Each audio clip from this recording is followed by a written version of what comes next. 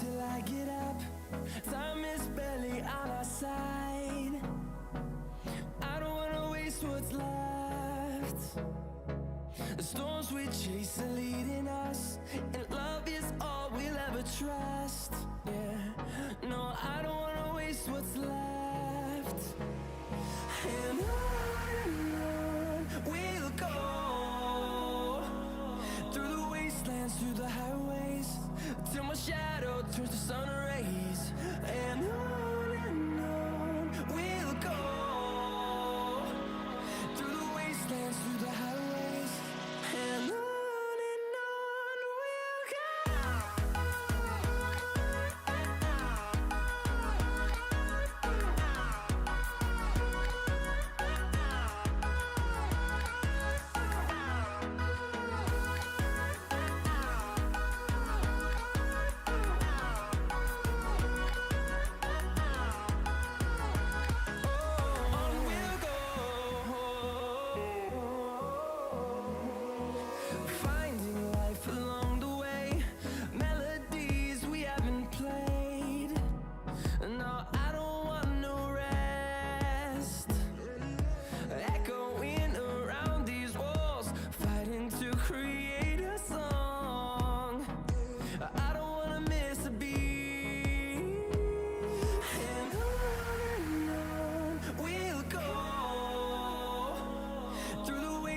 Through the highways, till my shadow turns to sun rays.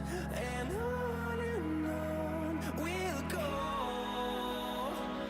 through the wastelands, through the highways, and on we'll go.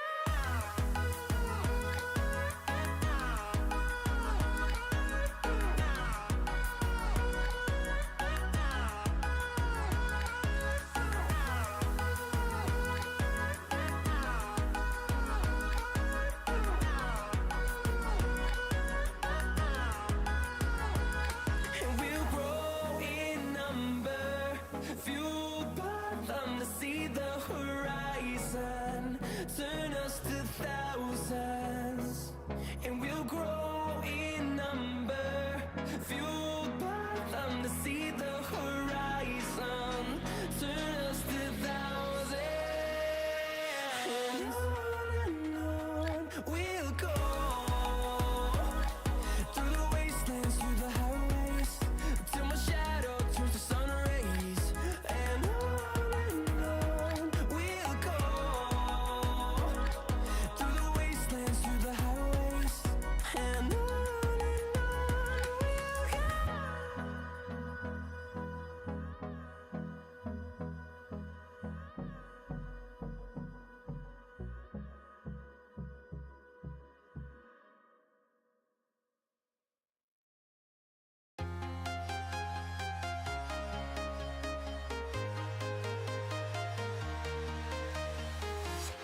I'm walking alone, the streets are empty. The only thing I can see is my own silhouette. I'm getting stronger, step by step. The clock is ticking, but there's no time for regrets. I've been flying from town to town, from London to Taiwan. I've been all around the globe, trying to protect your soul. We are heroes tonight. We will fly above the sky. We are heroes tonight. Yeah.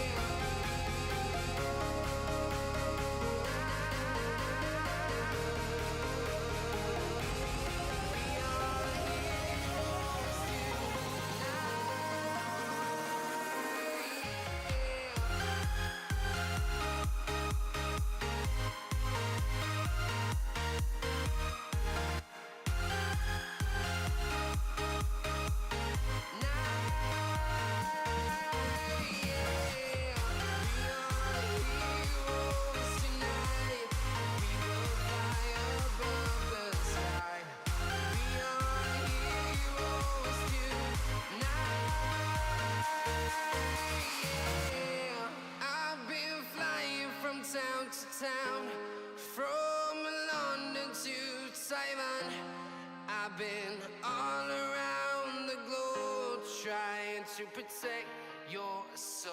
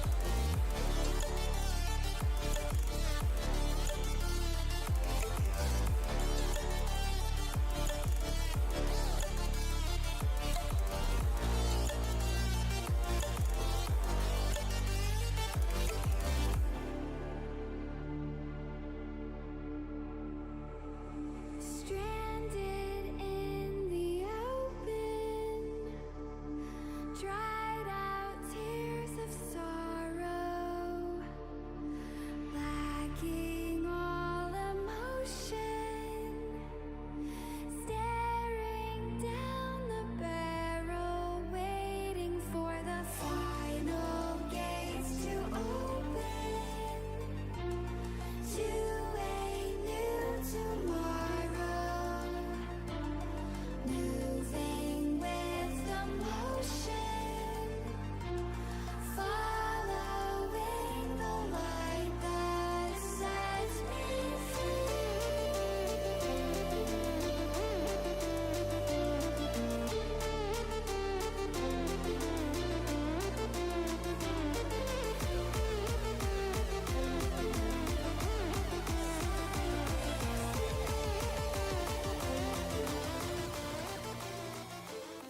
All right. I I don't know how to can't start save my hair. this. Hey, everybody.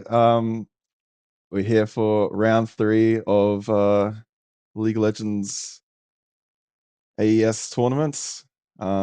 Here with Blade Exa, or Liam Pollock, and myself, Ryan, or Exalfa Acacia. And yeah, tonight we've got Destiny versus DTF, or D-Town Freecs, or Darwintown Freecs, known by many names. You can just say DTF. I'm sure everyone prefers that one. A very kosher name. And yeah, I don't know. Yeah, we've got a nice working from home version of the stream tonight, guys. So excuse us if we're not in the usual backdrop of the array. Ryan's done an amazing job of setting this up at his home PC here, so hopefully we won't lack any quality. But yeah, going to be a slightly different stream tonight. Just obviously the one match rescheduled from Thursday, so that's all we've got time for, but it's going to be quite the exciting match. Both of these teams looking like they're going to be on the upper echelon of the power rankings. So at least that's how things seem to be playing out so far. Who knows how it plays out by the end? Certainly, some questions are going to be answered tonight. Who's better, Destiny or Darwintown Freecs? So I'm excited to see how it plays out here. We should be jumping into Champion Select very soon. Some banter going on in the in-game chat as usual, but hopefully, yeah, we can let them know that we're ready. True. Is everyone in here? Oh, everyone's in here. Let's. Oh, casters ready. All right. I'll switch to the champ select once we are in. Everyone's ready. All right.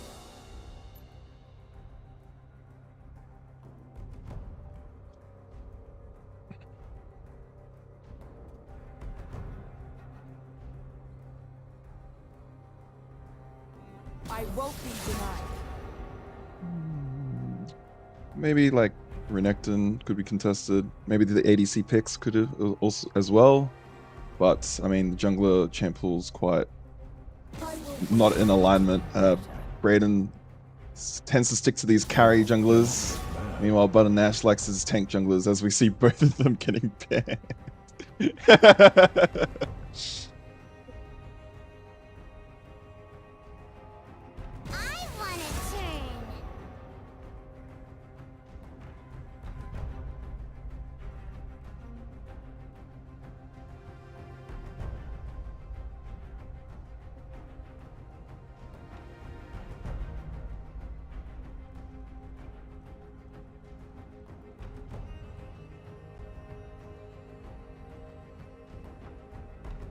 I recommend skipping. Yeah, we usually see a lot of focus on the ADC pool of Charybdis as we see a Lulu ban. We've also seen a lot of focus on the support picks as well, but Destiny seemed to opt in for the ban out Butternash strategy, and see how that ends up as Xin Zhao gets locked in. Pretty strong jungler. Your thoughts?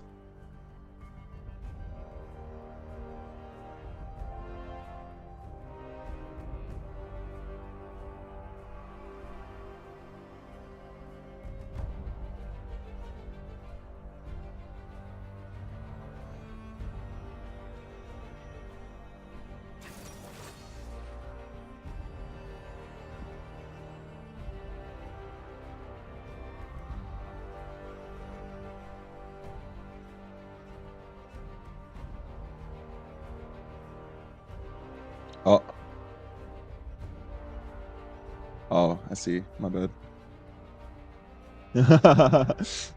There we go. Wait, no, that's not right.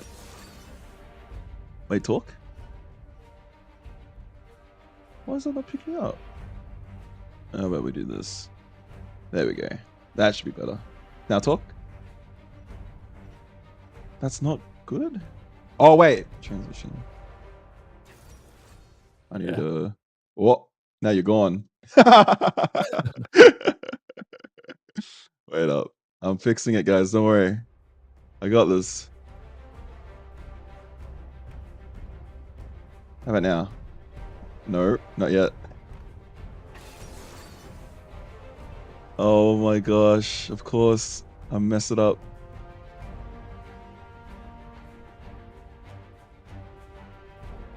I would start talking, but like I'm panicking a little bit. What about now? Talk? Bro, what? No. What about now? Nope, that's not right. It should be this. That should work. Oh. Anyways. Very unfortunate, but I'll keep trying, getting it working.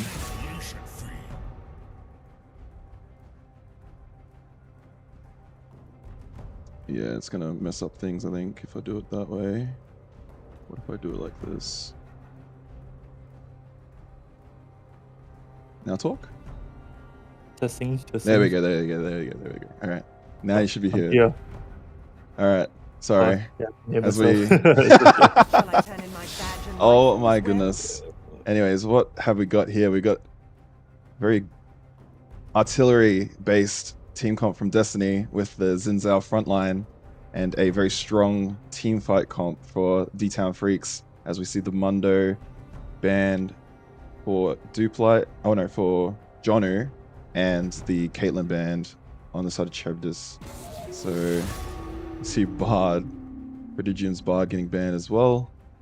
What are your thoughts on these compositions so far, Liam? I think it's pretty standard from Destiny there. That first pick Xin Zhao, really hard to punish generally, and then being followed up by the Jhin and Xerath. It seems like they're definitely putting an identity for the team together. Find it pretty interesting that they do that into the Aurora hover. Aurora pretty good at engaging off these fights there, even into the long range of Jhin and Xerath.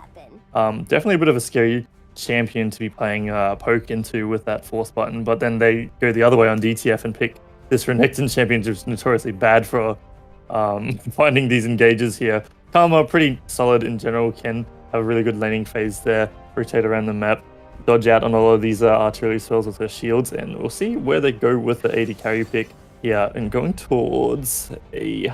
Oh, it hasn't been locked in yet, but no, it has been a Varus, so might be fighting fire with fire here, a bit of a poke war, but you know, with the Aurora on the side of DTF, you know, I'm wondering if they should just be going all in on that and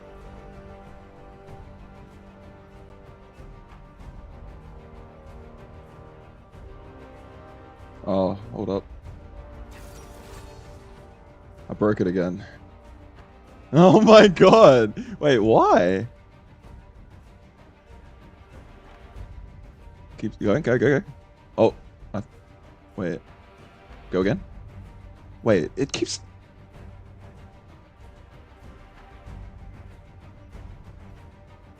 Go? Oh my god, it like jumps out, it drops out instantly.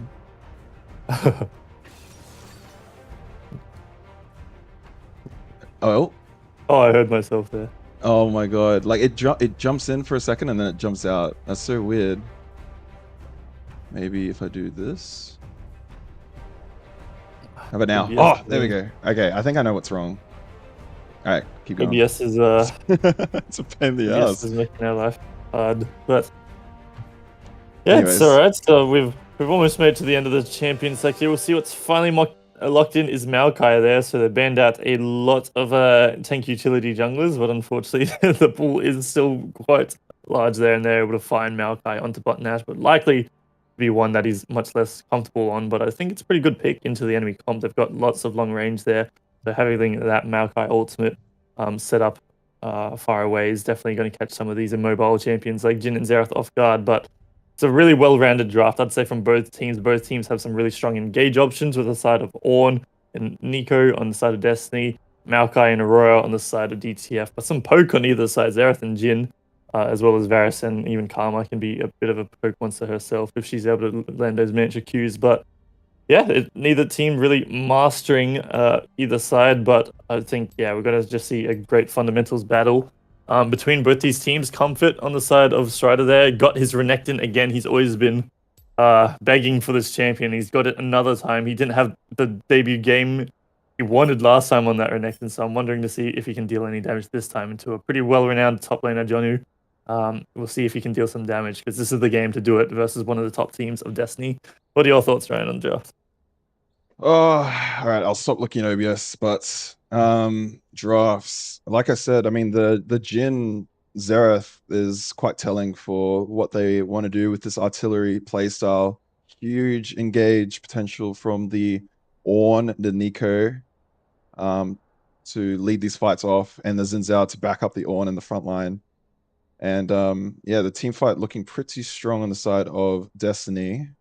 As we see on the other side, D-Town Freecs, Renekton into Ornn, Maokai jungle, Aurora, Varus, and Karma. Very strong lane, Varus, Karma into Jhin, Nico.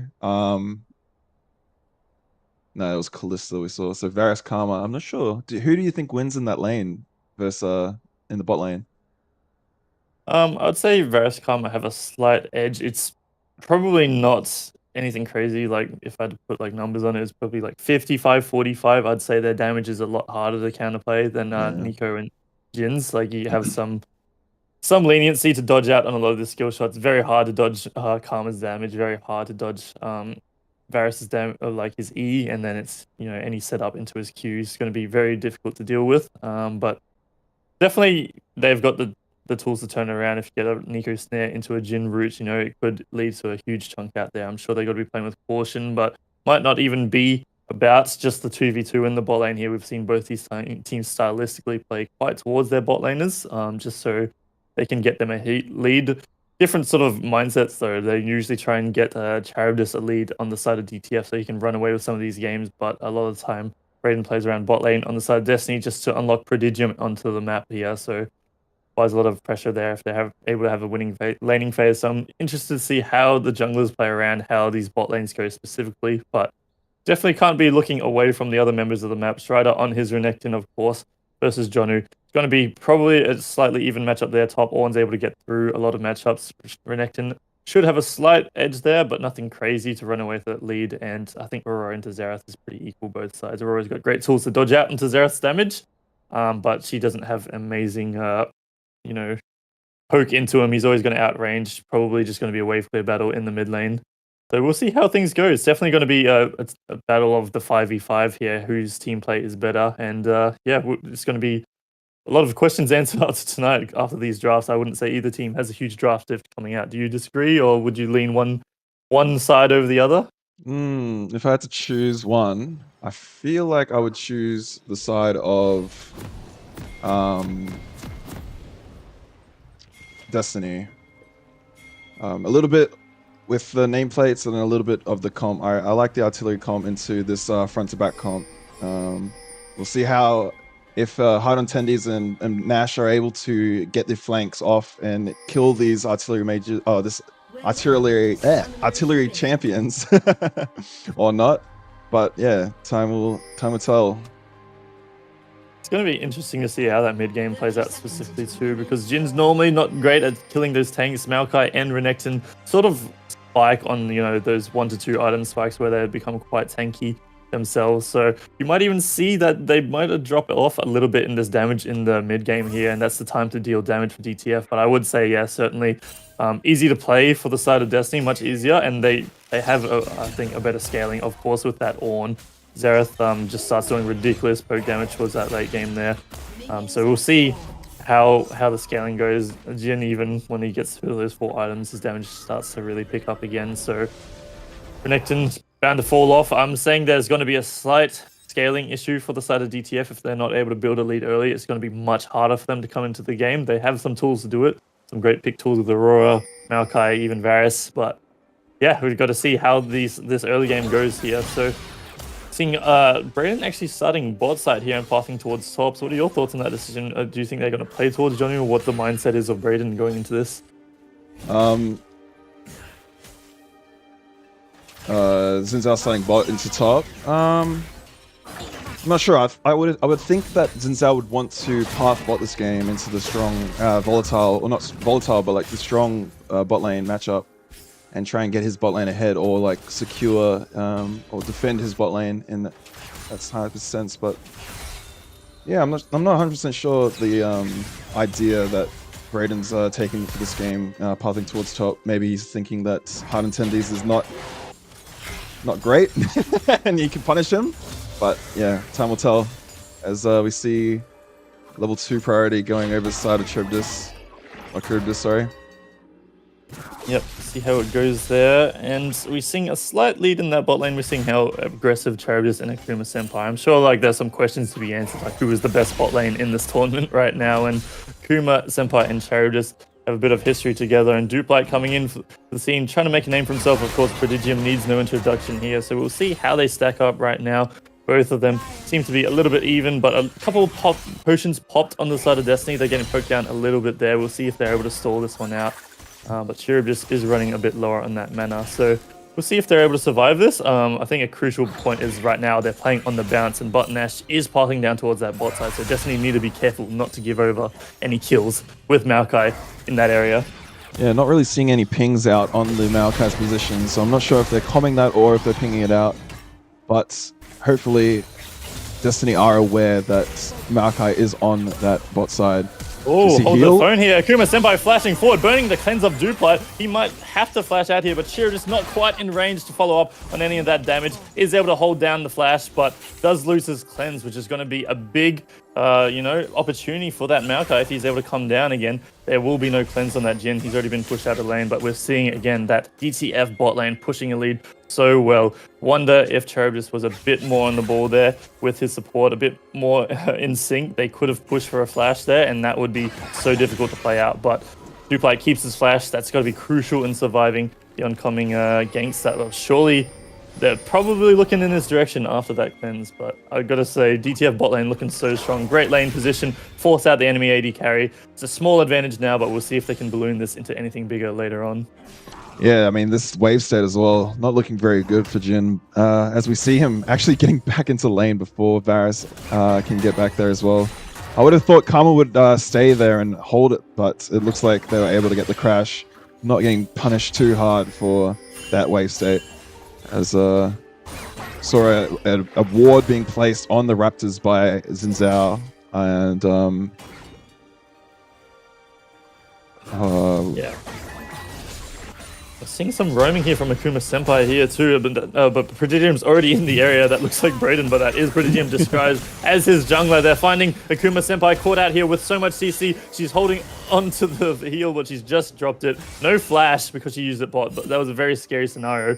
If Brayden was any closer, they could have pushed for a kill on that flash to support, but she is able to get out with just the heal burnt. Asian Boss Driver hasn't been able to reset yet, getting poked out by the Xerath. Buttonash now trying to go to his own jungle, but the Destiny jungle supporter all over him. Akuma Senpai now walking in, but she has no flash. Remember, this is a terrible scenario to be in. Is she able to get out? No, and First Blood is being pricked up by Prodigium on that Nico. That's already a big kill going over to the side of Destiny, and we see how in sync this jungle support duo is, making it so difficult for the map to play. I mean, yeah, like the gold looks pretty even though. It's pretty impressive as we see only one kill going over the side of Destiny. 500 gold lead, even though the gold is entirely on the Nico. But Akuma Senpai, yeah, as you said, getting caught without her flash, having to burn, or well, not having to, but burning it early to get that Jin flash as he is continuing to remain in lane unpunished, unfortunately. I'm sure Cherub just has some choice words for his jungler right now.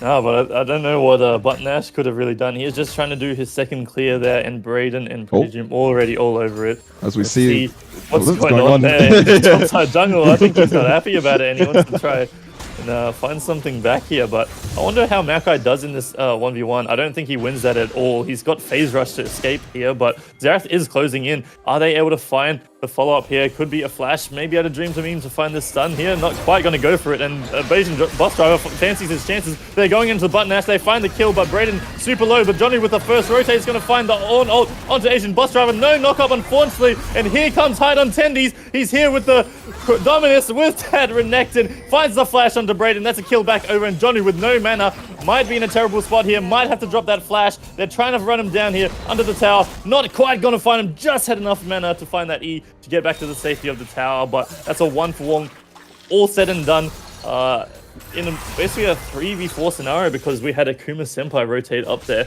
Cherub just doing his best to try to pick up all the resources he can in a 1v2, but it looks like he's doing a fantastic job. Hasn't been really punished so far. Full health, sitting under this tower, getting all the minions he needs there. And Dream to Meme walking up here. Akuma Senpai is there, but unfortunately Brayden ran straight mid. He's read this like a book here, and he's already there to pick up the first feat of warfare for this game here. And Brayden is just playing this game so nicely that he had the read on that play, walked straight to mid lane, but I think it might have just been right play at right time. It looks like he's just going for another invade. He's going for another aggressive play onto the map.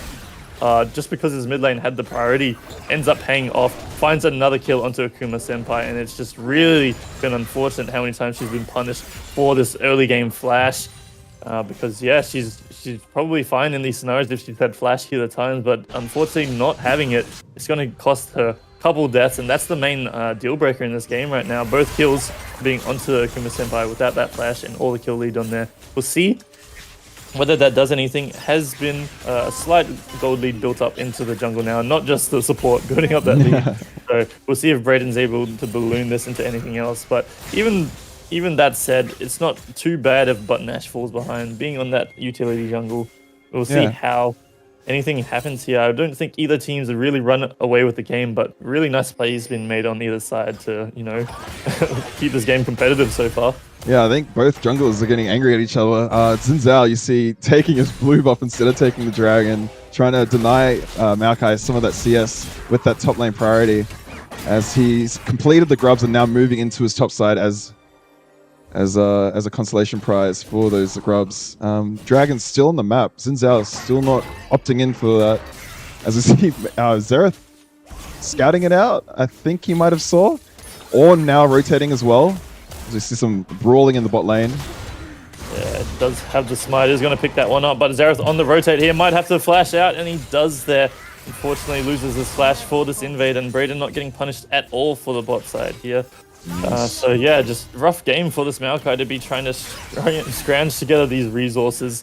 Always under pressure from the side of Destiny, which seems to always have this priority. I think that's the main story there as to why this is so much more one-sided in Brayden's favor, is that his team are just rotating faster. Jonu was rotating quicker that first time he was in lane, and a Dream to Meme on the Xerath seems to permanently have this mid priority, which isn't a big surprise in this matchup. Oh my god, that's really unfortunate. Knocks the Wolf over into the lap of Brayden, and now he's going for the kill onto Button Ash. He procs that phase rush. He might be able to get out, but unfortunately not. No flash. Brayden finds the charge onto him, and they're going to find another kill. Blast Cone even there to get him with the red carpet on the way out there. It's just a bit of a disaster here into the jungle. Brayden really pushing his leads now. Not a huge CS lead, but 3 kills onto that Xin Zhao. He's going to be a force to reckon with in this game. Already the richest person in the game here as the jungler.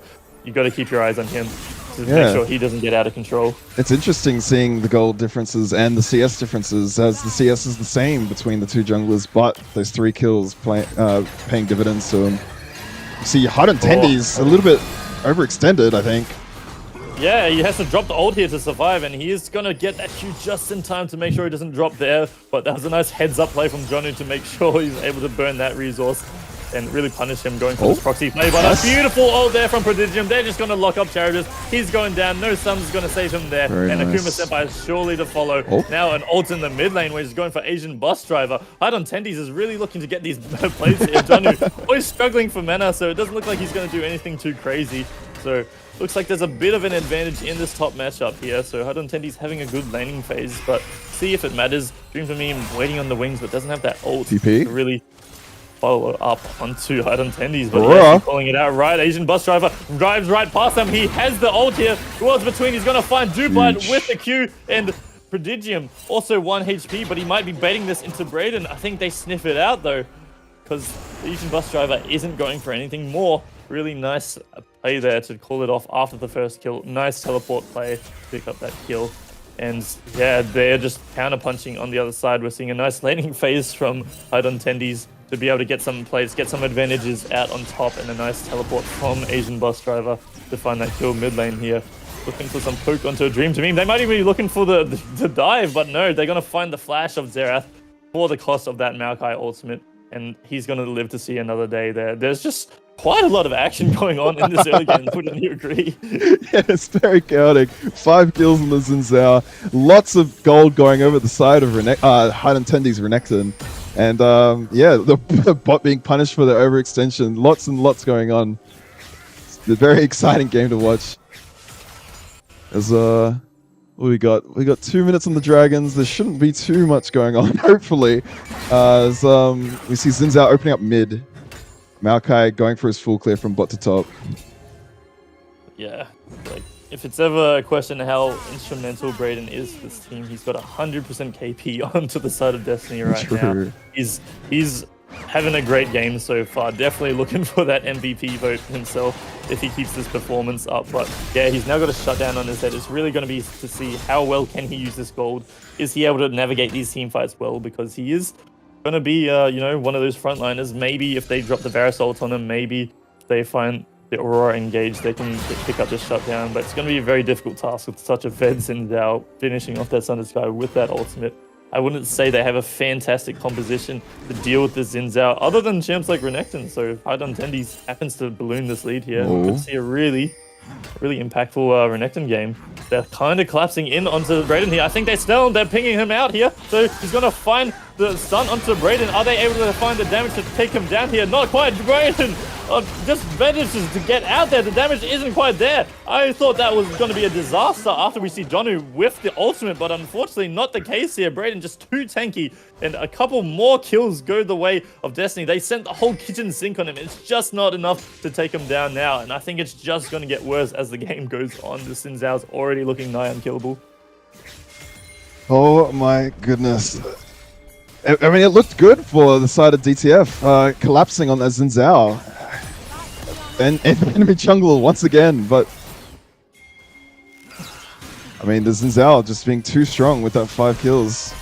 They're we really looking to see. send it here, but unfortunately we see the pop blossom miss onto Akuma Senpai. Gonna find the flash there, but it might be at the cost of his life. The piercing arrow comes through with the mantra Q from Karma, and where did Prodigium's health bar go? Absolutely deleted off of the face of the earth, and a nice heads-up play from the bot lane of DTF to pick up a kill back on Destiny support.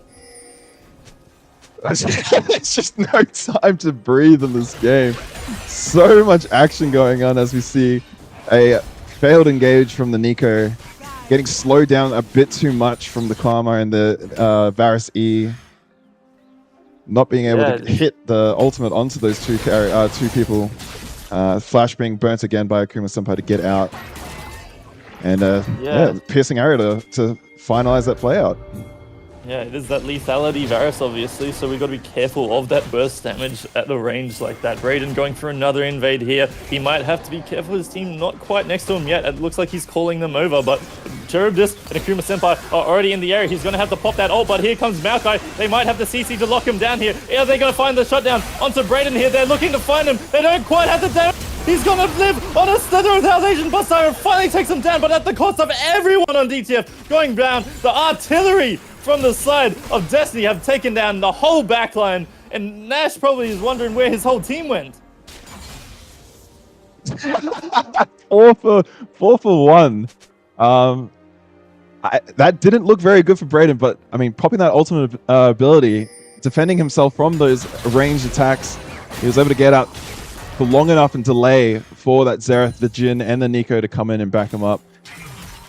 I mean, execution just not being there for the side of DTF. Destiny edging out and winning on top of that.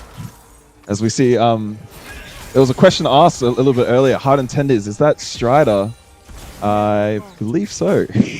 I'm not sure why he's playing on Hardened Tenders, but yeah, that's one of his other accounts. As we see another play coming up in the bot lane, not going to result in anything. The Maokai ult going a little bit too wide, a little bit too early, pulling the trigger on that one. The flash having to be spent by Prodigium. Yeah, it's just another flash burn away from that Maokai ult, but he's not found those kills just yet. And I don't want to be calling things like the jungle gap just because how well Destiny have been playing together as a team to punish Bot Nash in this jungle, but he just hasn't been able to find that value in this Maokai yet. I'm hoping he can find something to pull it back, find that crucial engage, maybe find the shutdown onto either Xerath or that Jhin, because they're starting to run away with this gold lead. 3.5k is no joke there, especially when most of it is sitting on that Xin Zhao. He's almost a full item ahead of the rest of the game here. It's just got so much money in his pocket, and he's already a hard enough champion to kill on a regular game. He's now got so much gold in his pocket. It's going to be so difficult to take down the Xin Zhao. They really got to play it well. And Strider, unfortunately, he's now finding himself a bit down in gold in the top lane. He's no longer got any advantages over the side of that Ornn with those armor items completed. He's just not dealing damage to that champion anymore. So we'll see if he's able to find any other way to get value, because this Renekton does fall off and this Ornn does scale like a monster. Start bringing out those ornaments to the team. Going to find so much value. We'll see whether, you know, Strider's able to find any other angles into this game to make his mark, because right now it's just not been enough. I'm sure the team need more out of him to find some advantages in this game, because Destiny are looking pretty solid, 12 kills to 4, and probably looking to contest every other objective for the rest of this game. We'll see if DTF can do anything about it. Yeah, I mean, this jungle mid combo, Xin Zhao playing as aggressive as he wants and getting followed up with his Xerath ultimate ability. I mean, yeah, that's pretty much the story of this game. Xin Zhao's just been playing super aggressive. I mean, like you said, I wouldn't say this is a jungle gap. I think it's mainly like the Xerath being able to support a lot of these very deep Xin Zhao plays that he's been making. Yeah, right now they're just biding their time. We see they're rolling out as a unit, potentially looking to find anyone stepping out of position here. Maybe a Nico looking for a ward and try and find that kill, but now Destiny are grouping up. Know just how strong they are. Probably looking to see if they can force stuff like these outers that are just so low right now on the map, because that's just another easy way to balloon their gold lead. But yeah, just contesting every Raptor camp. Poor Bot Nash is not eating any chickens tonight as Brayden steals another one right under his nose. Again, supported by his team, like the Nico sitting with him and not allowing this Maokai to farm. I mean, there's not much this Maokai can do to prevent this from happening. He needs his sort of team to help him farm his jungle. Yeah, this is a good heads-up play from Destiny. They're just saying, hell, we're going to send 3 top right now because look how low this tower is. It was only Renekton holding it 2v1, and now they're taking the outers here. And what is the response from the side of DTF? Absolutely nothing. Just some resets here. I'm sure they're eyeballing this dragon. This should have been a good opportunity for them to move in, get some vision down, and make this hard for them to walk in, because I think that's their only chance. If they're able to get the first of these objectives, make it really hard to phase check, find some picks maybe, they might be able to control this objective and take this, because I think it's very important for this game state. Both teams really not looking to roll over and die yet. DTF have to find their moment really carefully though, being down 4k gold, and this Xin Zhao has Asterix already. I don't see how they kill this guy. He's gonna check every bush with his face. It's such a hard game to come back into, especially with the lethality Varus here. Just, they don't have the damage to kill the Xin Zhao, and even this Ornn, it's going to be so difficult to take. Yeah, and I think DTF recognize it. They're just going to see if they can take any other standing gold on the map, maybe get this mid tower, but you see playing it beautifully. Xerath holding the mid wave while the rest of the team gets a dragon, and they're just not getting anything. They're just giving up the objectives for free. So, no, I like that they're being patient. They're looking for their opportunity, but I just want to see them find that opportunity. But oh no, they find Charybdis. The CC chain is just endless onto the side of the DTF ADC, and he doesn't get to play the game. The rest of DTF coming in looking to see what they can do to salvage this one. Johnny assassinates the tower under the nose of DTF, and they're just running for their heals, unfortunately. No damage left after Asian Bus Driver burns that, and Button Ash going down again. We see just how well Disney are playing as a unit here. Just Prodigium finds that route, the follow up from Duplight and the Dream Dominion instantly after. They're all on the ball here, and the rest of the Destiny team swarm all over the opportunity and take down the whole side of DTF there, taking down the mid lane, taking down 3 champions. It's just so difficult for them to come back into this game right now. Already ballooned to a 6k gold lead. I think. What do you think DTF can do to get back into this one? Oh, get back into the game. I'm not 100% sure. I just wanted to quickly talk about that team fight. The Renekton and the Maokai, I believe, were holding hands, going for a flank onto that into the enemy team, but didn't really get to do anything as they had to immediately escape and run past their enemy Destiny front line. As you on assassinating the tower, and yeah, all off the back of that Nico snare. I think he was a minion, wasn't he? I wasn't paying too much attention, but I think he might have even been disguised as his jungler. I wasn't paying 100% attention to, but I think Charybdis knew what was up. He was sniffing out the play. I think he just went for the skill check, maybe the side step, maybe looking to find the ultimate himself. But as we see Ornn, and he's caught a bit asleep at the wheel. The Ornn just walks up behind Charybdis. He's going to now play dodgeball, but unfortunately, you just can't dodge anything with that Ornn in your face. Doesn't have the anything to get himself out there. He had the flash, but decides to hold on to it. Knew he made the mistake. And yeah, unfortunately, another positioning error for Charybdis is going to cost them another death and maybe another tower with this Rift Herald coming in, I would say so. Just, they rely so much on this Varus to be putting out some damage here. Unfortunately, that's just 1 HP. You can't afford on this, on this particular team comp to be dropping any characters. They're already struggling to kill the Xin Zhao, struggling to kill the Ornn without the Varus. I can't imagine how they do anything without him here. I mean, I'm seeing the second item being purchased by Maokai, and I'm shaking my head right now. I don't agree with the second item AP. Usually you like to go the Leandri's for the damage and then just full tank afterwards. Leandri's into... I don't even know what that item is. Is that Riftmaker? Could be Riftmaker. Or Bloodletter? That's just... I don't think that's it. I don't know if it's it, but yeah, they're just clearly searching for answers. Atakan going to the side of Destiny as well now. Yeah, completely uncontested. Not much for them to do. Not much for them to do, but yeah, I just think they're a bit on autopilot there. We saw that Ornn just walked up to Charybdis in the mid lane. They didn't do anything fancy, no ult from a distance, just find his way right next to the Varus there. And I think that's just mistakes you can't be afforded to make in this sort of game state right now. But you know, they're probably realizing just how difficult the task is ahead of them. Maybe they're just distracted on other things, but yeah, I just want to see them continue to fight. 6k gold down, but surely with the Maokai, with the Aurora, we can look for some pick plays. Try and find a shutdown onto this Xerath potentially and get that 1k swing back into Varus's pocket. Could be huge for the game. never know what could happen. But yeah, Destiny just playing so well right now, making it so difficult for DTF. Yeah, it's difficult to see the path ahead, but yeah, I think it's just got to start with some proactivity from that Maokai and that Aurora to find this pick onto one of these champions here. See if they're able to do it, but right now it's we see Destiny just rolling out of the squad everywhere they go. It's just such a hard thing to find, you know, a chink in the armor for them to take advantage of. Oh my goodness, this game is looking more and more doomed by the second. 8k gold, is that ahead? Or 6k gold? I can't even think. I can't even calculate right now, but huge gold difference in the jungle role right now. Xin Zhao absolutely unkillable, I think, as he is moving towards a Shojin third. Steryx picked up lots of tenacity on his part. Oh no, that's a Death Dance third item.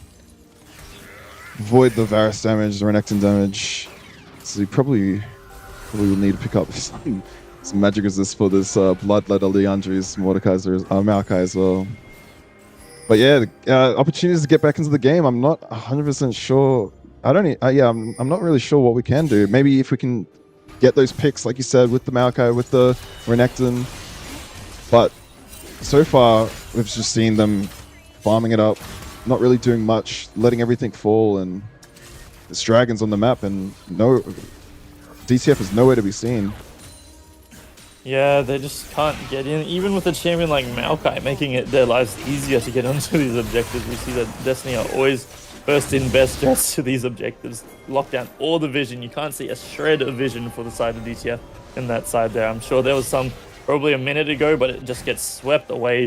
Xin Zhao and Nico just zero fear walking into these bushes. But yeah, they just realize the damage and the gold isn't there in the opponent's pockets. Even if, you know, there's a 5-man sack into a bush. I don't know if Brayden dies if he face checks that right now with how fed he is with the Steryx and the ult. It's going to be so difficult for them to take him down. And yeah, these sort of compositions, like we said, they're scaling now. I think they just sort of play themselves out with just how fed you are, that the enemy have to make some miraculous play, or you just have to make a ridiculous mistake for them to get back into it. So we'll see whether either of those events happen, but it's not looking likely with the state of the game. I'm sure, you know, the shot callers on the side of DTF right now scratching their heads is what they can do. Just say we've got to wait for a mistake, or, you know, we're not going to do anything. We just play it out, try and turtle up. Because yeah, I think that aggression we've seen has just toned down tremendously from the start of the game. But yeah, it's just in Destiny's favor if the game continues like this. Yeah, we really need to be grouping together and looking for picks. I mean, we're just not seeing it at the moment. Like the vision game being played a little bit, which is good, but we're gonna need more than just vision to win this game. As we see 3 members of DTF kind of grouping together, trying to secure this vision. Brayden going Brayden in. Does not care. He's going right in. This is a big all-in onto the side of Akuma Senpai. Will find it, but the side of DTF isn't even there to punish that. I thought that was a bit risky for the side of Brayden. He is tanky as a truck there, but even then, that's a lot of investment to try and take down just the likes of Akama late game. If there were people in the area, potentially we could have seen some sort of turnaround happen, but I think Brayden just knows, you know, he probably wants to go to bed or something. He's getting late. I'm trying to wrap this up. We're going to find a pick. We're going to look for this Baron, but we'll see if they can execute it on or not, because DTF are still looking for it. Looks like they dropped the ult onto hard on Tendies. He does dodge out on a lot, finds a nice stun onto the Xerath, but unfortunately no one else there. Finally, Asian Bus Driver comes in, but Prodigium with the peeling ultimate onto that Aurora, and she's in no man's land as she walks into the middle of 5 Destiny members. There is not much to be done. Charybdis was already poked out by the side of that Xerath, which we saw off screen there, and Butnash just didn't have an opportunity to get in at all. It's just looking so difficult for them to do anything into this Destiny comp with the wallet gap that they're facing.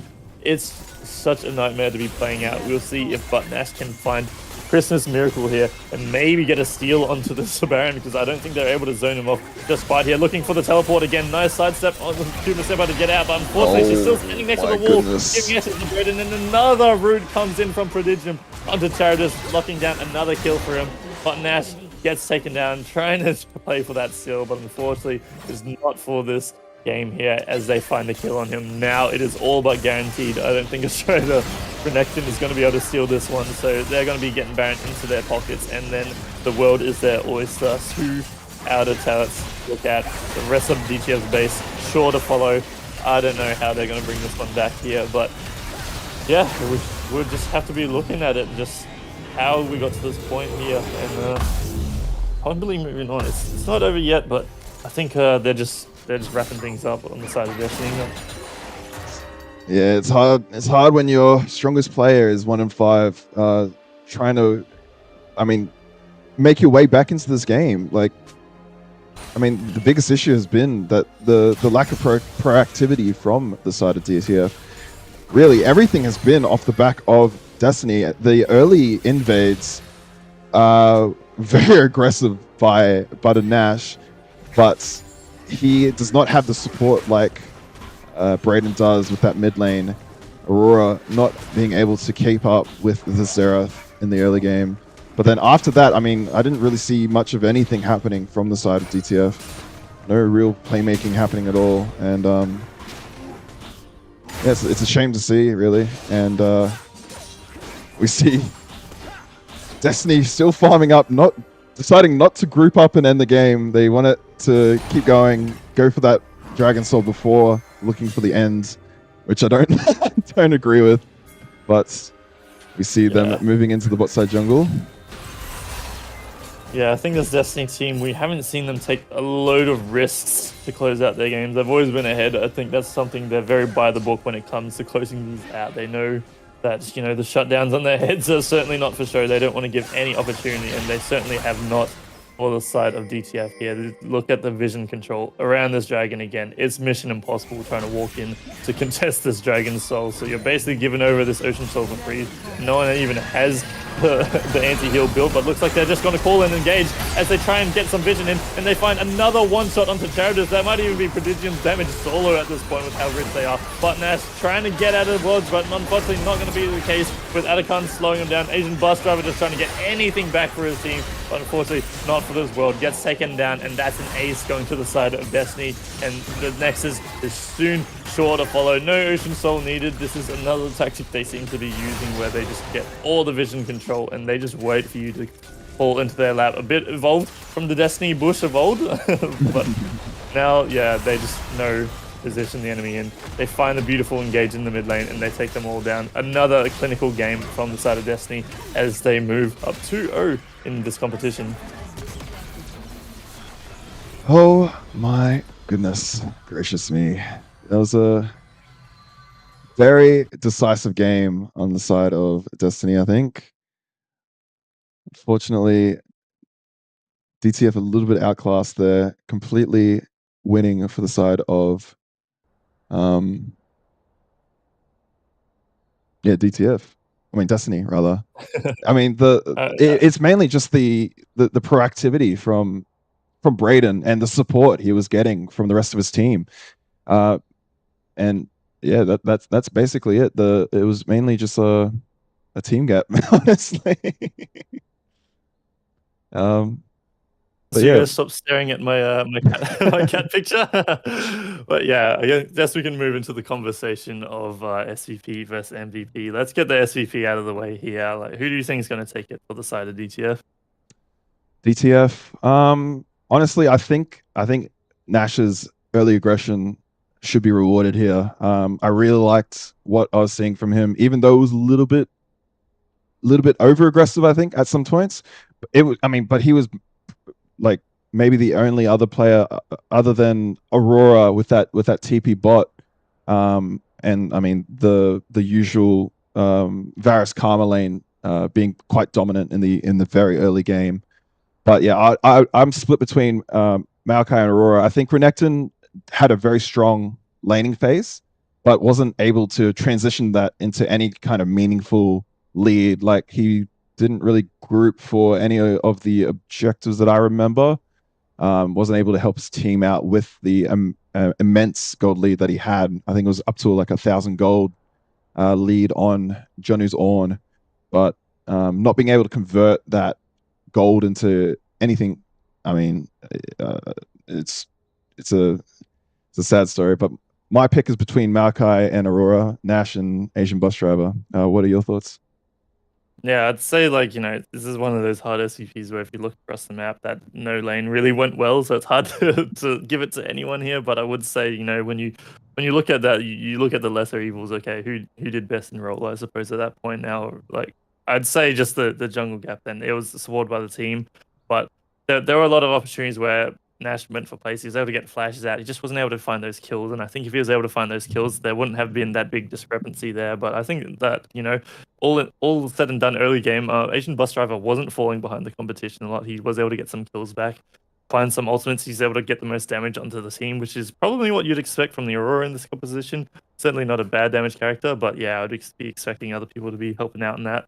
But yeah, I just look at, comparatively how they did to their counterparts here. I think Asian Bus Driver probably is the, the lesser evil. Wouldn't say it was a spectator boon to the team because let's be honest, this was a bit of a stomp match. But yeah, I'd be leaning towards Aurora myself. Yeah. But yeah, certainly Button Nash not too far behind. I think he's losing points for the Bloodletter second. So yeah, I'm gonna give it to Aurora as well after that. So MVPs, I guess we'll lead with your thoughts.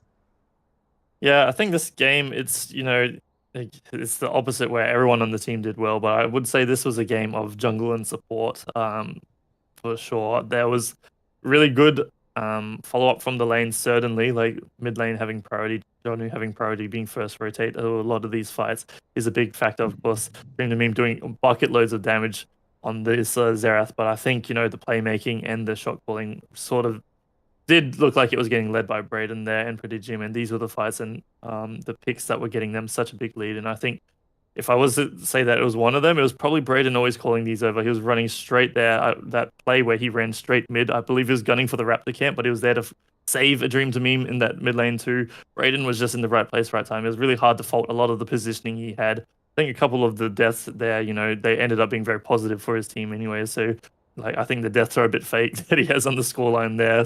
Because he ended up dying because they committed so much and they ended up losing 4 members on the side of DTF. So yeah, he had a really clinical game. He was definitely the player to watch. Was probably richest character in the game from like 6 minutes, 7 minutes in. And yeah, just on a Xin Zhao. Yeah, it's very, very strong performance from him. I'd be leaning his way, but yeah, the rest of Destiny's roster is certainly shortly far behind him, but I'd say he's just a little bit of a step above in this game here from the rest of his team. But what did you think watching that one? I think a lot of the proactivity was driven by Braden's movement throughout the game, and like I said, I mean, he did get a lot of support from his team, but he was the one driving it. So he's probably coming everything he's doing, making his team aware, and his team were pretty immediate to react to the aggressiveness that he was deploying in that game. With that top lane invade or top jungle invade, getting collapsed on by 3 members, somehow surviving and killing 2 or 3 members on the side of DTF. I mean, all off the back of the aggressiveness of Braden Xin Zhao. Getting supported by the Xerath, getting supported by the Prodigium's Nico, I think, or mainly just the Jonu Orn and the Dream to Meme's Xerath. So the damage stats not helping my argument, but I reckon Braden probably deserves the MVP for this game for just driving his team to victory for this one. Yeah, I think a lot of the Dream to Meme's advantages were picked up because of his jungler, like these skirmishes, like he was sort of baiting these fights, starting these fights, creating these opportunities, and he followed up excellently. But again, it's all about driving here. The proactive player definitely seemed like it was Braden or Prodigium here, and I think we're in agreement that Braden was that step above and the MVP of this game. So that said, I believe we're all done. So maybe we just shout out to sponsors and wrap up the stream. What are your thoughts, Ryan? Yeah. Oh my goodness. Let's go to this one. Oh, I don't think. Let's go to this one. So yeah, we'll wrap this up. We are sponsored by in the Northern Territory Government, long-time sponsor, past 3 years, I think. The Array, our new host for the League of Legends tournament. Tangle Ventures, another new member, and Next Tier Gaming and Esports, a very long time running sponsor. Thank you all for your support, and I think we will wrap this one up. I have been Ryan XL for Acacia, and joined by Liam Blade XC Pollock. And yeah, that's been us for tonight, guys. Thanks for tuning in for the quick working from home 1 game stream. But we'll be back again with more games this Thursday as usual. So hopefully we'll see you guys there. Some exciting matchups we played. Don't have the schedule pulled up on my monitor. I'm not sure if we want to quickly go through that. Oh yeah, matches for Let me do it just for you guys. So we got Destiny 2 versus DTF. Match 1. GP's Angels versus Warped 2.0. And then we got Destiny versus Weet-Bix Kids. I think Destiny versus Weet-Bix Kids is going to be the game to watch for round 3. A bit of lore between Destiny 2 and DTF, though, I'm sure. So we'll be, I'm Oh yeah, personally true. Personally excited for the head-to-head players there, but yeah, we'll see about the rest of the matchups there. We'll see if Warp 2.0 can turn things around with their roster swap. I'm not too sure if we've seen too much out of them ever since that's happened, but yeah, Destiny vs Weet-Bix Kids, some high elo players definitely going head-to-head in that game. I'll be curious to see how that one plays out. Yeah, for sure. All right. We'll see you guys back on Thursday for round 3's games. Yeah. See ya.